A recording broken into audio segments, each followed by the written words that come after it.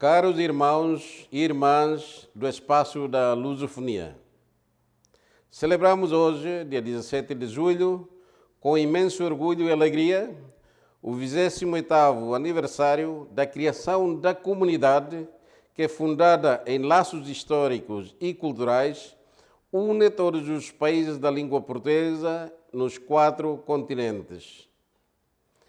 Ao longo destes 28 anos, a CPLP tem se consolidado como um foro privilegiado para o aprofundamento da amizade, da solidariedade e da cooperação entre os nossos países, fortalecendo os laços comuns que nos unem.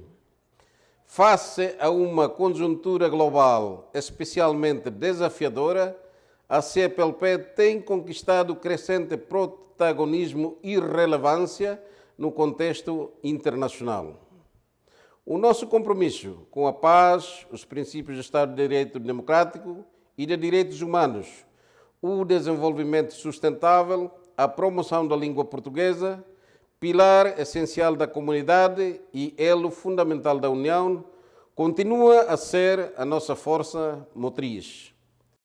Em nome do Governo de Timor-Leste, reitero os nossos compromissos e empenhamento em contribuir para o fortalecimento da comunidade em harmonia com os ideais que a norteiam, consolidando os pilares da concertação política e diplomática, da cooperação em variadas áreas, da promoção da língua portuguesa, língua da alegria e da paz, reforçando o pilar econômico e empresarial e trabalhando de mãos dadas para um futuro mais próspero e harmonioso para todos os nossos povos.